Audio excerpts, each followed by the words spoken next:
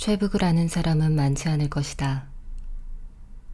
겸재정선, 호생관 최북, 단원 김홍도 등 조선을 대표하는 화가들의 생물 시기로 보면 최북은 정선보다 후배요, 김홍도보다 선배 화가였다. 최북은 그들보다 덜 알려졌지만 조선 후기에는 한쪽 눈의 괴짜 화가로 수많은 일화를 남겼다.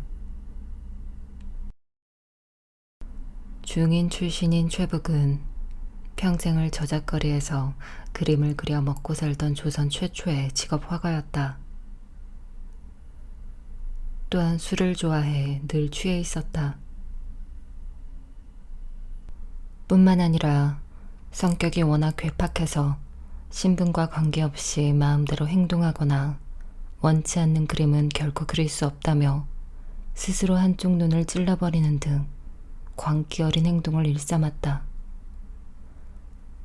그래서 동양의 반고흐라 불리기도 한다. 하지만 반고흐가 정신적 문제로 생계에 대한 막막함과 그림에 대한 압박감을 이기지 못해 자신의 귀를 잘랐다면 최북은 권력에 굴하지 않고 자신의 그림에 대한 자긍심으로 눈을 찌른 것이다. 이러한 괴짜화가 최북을 통해 조선시대 그림 문화사에 대해 살펴보자. 최북의 어릴 적 이름은 식이고 자는 성기 혹은 유용이었다. 나중엔 이름을 북으로 바꾸고 자도 역시 북을 둘로 나누어 칠칠이라 했다.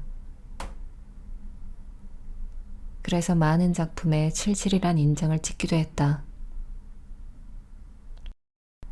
또한 최북은 호생관을 비롯해서 거기제, 삼기제 등 호를 다양하게 썼다. 최북의 아버지 최상현은 중인 출신으로 국가 회계를 담당하는 산원이었다.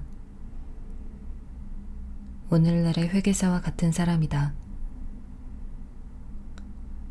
비록 신분은 양반에 비해 낮았으나 전문직 하급 관리로서 생활 형편은 풍요로웠다.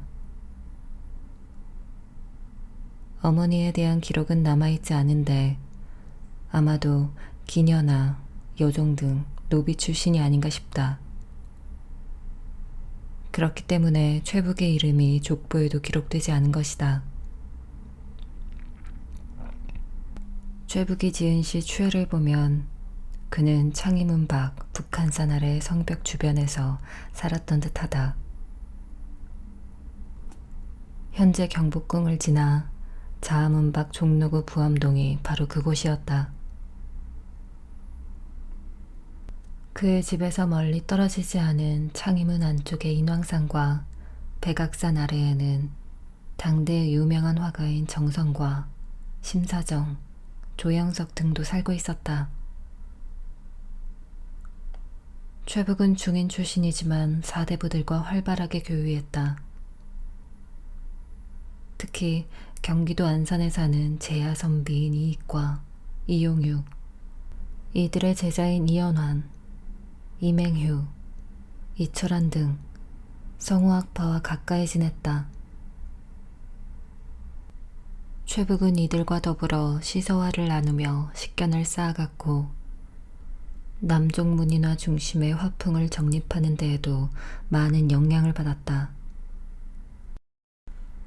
이 밖에도 그는 이광사, 강세왕 등 당대 최고의 서화가들도 교유했다. 최북은 평생 길거리나 주막, 집 안 등에서 산수화나 민화 같은 그림을 그려 파는 전형적인 직업화가였다. 저작거리에서 종이를 펼쳐놓고 붓을 든 채 약간 엎드려서 그림을 그렸다. 붓통에는 붓들이 꽂혀 있고 벼루에는 먹시 갈려 있었으며 접시에는 붉고 푸른 안류가 개어 있었다. 그가 종이 위로 붓을 놀릴 때마다 울긋불긋한 꽃들이 그려지기도 하고 나비와 새가 그려지기도 했으며 산과 바다가 그려지기도 했다. 최북은 바람처럼 소매를 휘둘러 순식간에 그림을 완성했지만 그림 속의 모습들은 마치 물 흐르듯이 자연스러웠다고 한다. 그는 30대에 이미 화가로서 명성을 떨칠 정도로 사람들 사이에서 인기가 많았다. 실제로 그는 그림 솜씨가 뛰어나 36세 때 조선통신사의 수행화원으로 뽑혀 일본을 다녀오기도 했다. 한때는 생활에 여유가 있어 젊은 아내와 살기도 했는데 그는 특히 미인들을 잘 그린다는 소문이 있었다. 하지만 최북은 그림값을 받는 족족 술값으로 날려버렸다. 눈만 뜨면 술을 마실 정도로 당시 조선 팔도에서 으뜸가는 술꾼이었다. 심지어 집에 있는 책이나 종이, 비단 등을 손에 잡히는 대로 술값으로 내주었다. 게다가 그는 술이 석 잔만 들어가면 거리낌 없이 행동했다. 그래서 다음과 같은 여러 가지 기행을 벌이기도 했다. 그는 사람 되미 격양하고 도롤해 조그마한 예절에는 얽매이지 않았다. 일찍이 어떤 집에서 한 달관을 만났는데 그 달관이 최북을 가리키면서 주인에게 물었다. 저기 앉아있는 사람은 이름이 무엇인가? 이에 최북은 얼굴을 치켜들고 달관을 보면서 말했다. 먼저 묻노니 그대의 이름은 무엇인가? 그 오만함이 이와 같았다. 금강산을 유람하다가 구룡년에 이르러 갑자기 크게 부르짖으며 천하 명사인데가 천하 명산에서 죽는 것이 족하다라고 하고 못에 뛰어들어가 거의 구할 수 없을 뻔했다. 한 귀인이 최북에게 그림을 요구했으나 이루지 못하자 장차 위협하려 했다. 최북이 분노에 말했다. 남이 나를 저버리는 것이 아니라 내 눈이 나를 저버리는구나. 곧 자신의 한쪽 눈을 찔러 멀게 했다. 늙어서는 한쪽에만 안경을 낄 뿐이었다. 나이 49세에 죽으니 사람들이 칠칠의 징조라고 했다. 호상거사는 말한다. 최북의 풍모가 매섭구나. 왕공 귀족의 놀이객감이 되지 않으면 그만이지. 어찌하여 자신을 이처럼 괴롭힌단 말인가. 최북은 왜 스스로 자기 눈을 찔렀을까? 자기 뜻에 맞지 않는, 다시 말해 자기 마음에 내키지 않는 그림은 절대 그리지 않겠다는 예술적 자유의지의 발로였다.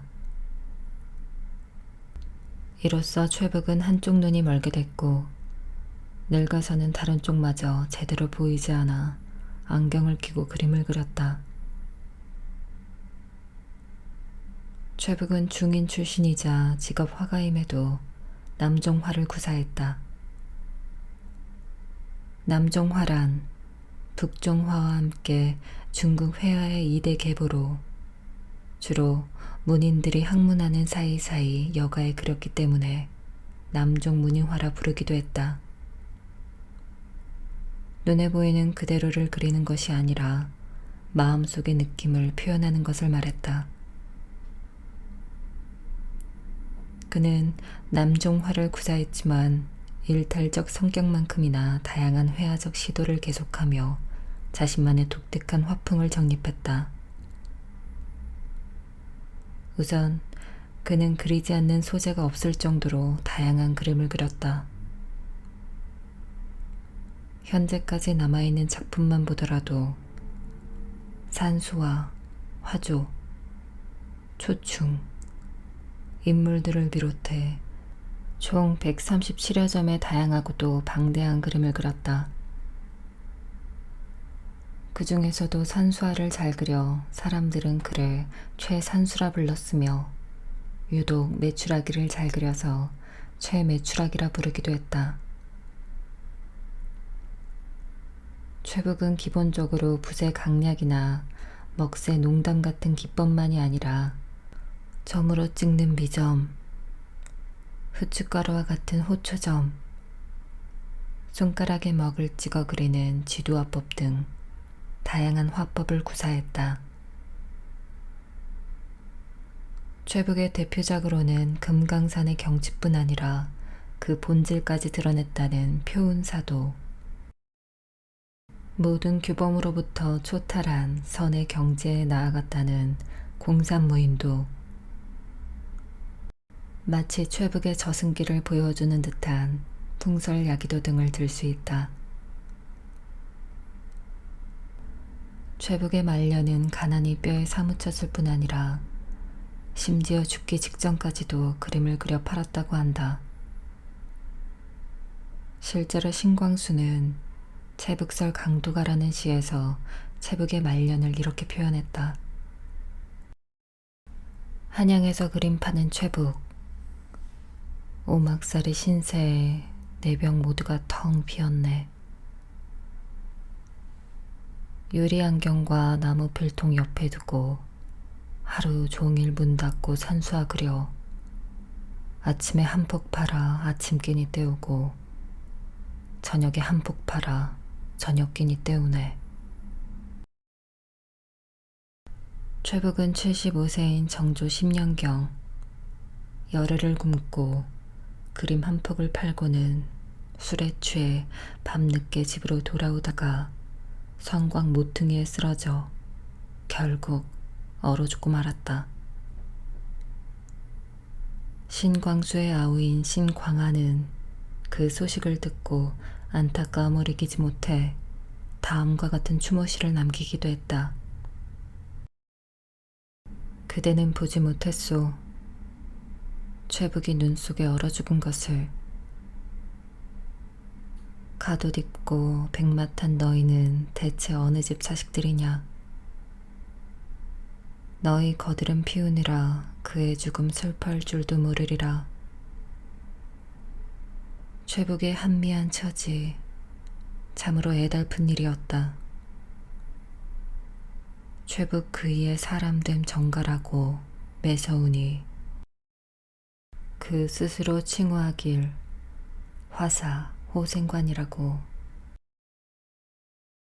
체구는 작달막하고 눈은 한 짝이 멀었지만 술이 석 잔을 넘어서면 꺼리는 것이 도무지 없었더니라. 부글은 쑥신으로 올라가서 흑사까지 거쳐 돌아왔고 동으론 바다를 건너 일본을 다녀왔다지.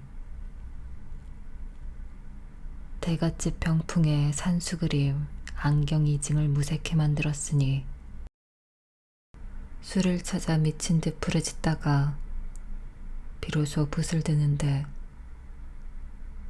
대낮의 대청마루에 강우 풍광이 살아난다. 열흘이나 굶주리던 끝에 그림 한 폭을 팔아서 술을 사 마시고 돌아오다 대취해 성 모퉁이에 쓰러졌다네. 물어보자. 북만산에 진토된 만인의 뼈다귀, 세길 눈 속에 파묻혀 죽은 최북, 그와 견주어 보면 어떠하냐. 슬프다 최북이여. 그의 몸은 비록 얼어 죽었으되 그의 이름은 길이 지워지지 않으리. 이렇게 최북은 잘 알려지지 않았지만 18세기에는 여러 가지 기이한 행동으로 겸재 정선이나 단원 김홍도보다 더욱 유명한 화가였다.